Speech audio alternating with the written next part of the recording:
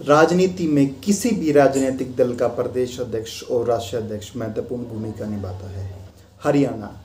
हरियाणा के जितने भी राजनीतिक दल हैं और उनके प्रदेश अध्यक्ष है। अब की बार कमाल की बात यह है कि किसी भी राजनीतिक दल का प्रदेश अध्यक्ष विधानसभा नहीं पहुंच पाया। कोई चुनाव नहीं लड़ा, कोई चुनाव लड़ा तो चुनाव हार गया। सबसे पहले बात करेंगे हरियाणा में सबसे लंबे समय तक राज करने वाली इंडियन नेशनल कांग्रेस की अगर बात करते हैं तो कांग्रेस ने हरियाणा में सबसे ज़्यादा लंबे समय तक राज किया है।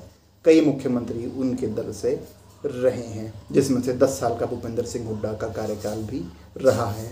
हुड्डा के आशीर्वाद से उदय भान जो होडल विधानसभा से आते हैं, उन्हें पार्टी का मुखिया बनाया गया, पार्टी का प्रदेश अध्यक्ष बनाया गया। उदय भान को राजनीतिक विरासत मिली है। उनके पिता भी 2 बार विधायक रहे हैं। उदय भान 4 चुनाव जीत चुके हैं, 5 चुनाव हार चुके हैं। इस बार का चुनाव भी हार गए। बेशक वो हुड्डा के आशीर्वाद से मजबूत स्थिति में दिखाई दे रहे थे, लेकिन वो अपना चुनाव हार गए। कोई करिश्मा वो नहीं कर पाए उस हालात में जब कहा जा रहा था कि कांग्रेस 60 से ऊपर सीटें जीतने। इसके बाद बात करते हैं भारतीय जनता पार्टी की। भारतीय जनता पार्टी के प्रदेश अध्यक्ष वर्तमान में और चुनाव के समय थे मोहन लाल बिडोली, और संभावनाएं हैं कि उन्हें फिर से पार्टी का मुखिया बना दिया जाएगा। राइस से विधायक बने थे जयतीर्थ दहिया, हुड्डा का गढ़ था सोनीपत इलाके में, वहां से जयतीर्थ दहिया जो 2 बार लगातार विधायक बन चुके थे, उनको करारी हार देकर मोहन लाल बिडोली एकदम से राजनीति में उठे। आरएसएस में वो काफ़ी लंबे समय से काम कर रहे थे और एक्टिव थे। दहिया को हराकर उनकी राजनीति स्पीड पकड़ती हुई दिखाई दी और वो संगठन के विभिन्न पदों पर काम करते रहे और अब पार्टी के प्रदेश अध्यक्ष बना दिए गए। सोनीपत से हालांकि वो लोकसभा का चुनाव हार गए थे सतपाल ब्रह्मचारी के मुकाबले। सतपाल ब्रह्मचारी कांग्रेस से सांसदी का चुनाव लड़ रहे थे। हुड्डा के आशीर्वाद से उन्हें टिकट मिली थी। हुड्डा उन्हें जिताने में कामयाब रहे। मामूली अंतर से मोहन लाल बिडोली चुनाव हार गए, लेकिन इस हार से उनके राजनीतिक कद पर कोई फर्क नहीं पड़ा, क्योंकि उसके बाद उन्हें प्रदेश अध्यक्ष बना दिया गया था। विधानसभा चुनाव उन्होंने नहीं लड़ा। उनका कहना था कि प्रदेश के सभी सीटों पर उन्हें चुनाव प्रचार का जिम्मा उठाना है और सत्ता में भाजपा को फिर से वापस लाना है, इसलिए उन्हें चुनाव नहीं लड़ा और उन्हें 90 की 90 सीटों पर उन्होंने मेहनत की और भाजपा फिर से सरकार बनाने में कामयाब रही। इसके अलावा बात करें इंडियन नेशनल लोकदल की, जो शुद्ध हरियाणा की राजनीति करती है।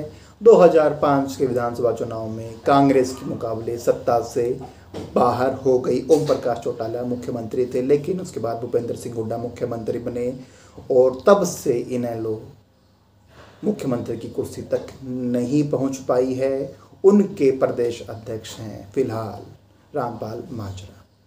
कलायत से अब की बार 4थे नंबर पर वो रहे हैं। 3 बार विधायक बन चुके हैं। कई जीत हैं, कई हार उनके खाते में जड़ चुकी है, लेकिन इनेलो के प्रदेश अध्यक्ष, इनेलो के प्रदेश के मुखिया भी कोई कमाल नहीं दिखा पाए और वो चुनाव हार गए।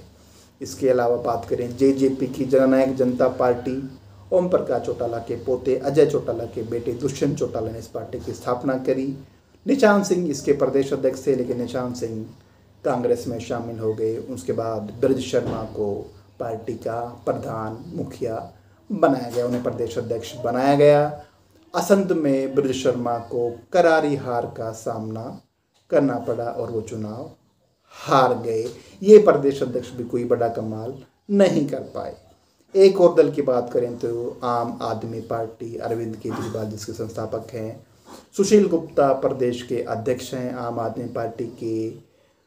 चुनाव लड़ा लोकसभा का, लेकिन नवीन जिंदल के सामने उन्हें करारी हार का सामना करना पड़ा। विधानसभा चुनाव में जींद से चुनाव लड़ना चाहते थे, लेकिन उन्हें उम्मीद थी कि कांग्रेस के साथ गठबंधन होगा, पर ऐसा नहीं हुआ। पीछे हटे क्योंकि उन्हें पता था कि रास्ते आसान नहीं हैं। तो ये थे हरियाणा के बड़े राजनीतिक दलों के प्रदेश अध्यक्षों की अब तक की रिपोर्ट। आपको क्या लगता है, इन सब प्रदेश अध्यक्ष में से कौन सा प्रदेश अध्यक्ष ज़्यादा दबदबा रखता है, अपने दम पर जिताने की काबिलियत रखता है? कमेंट बॉक्स में जरूर बताएं। वीडियो अच्छी लगी हो तो वीडियो को लाइक करना, चैनल को सब्सक्राइब करना। नमस्कार।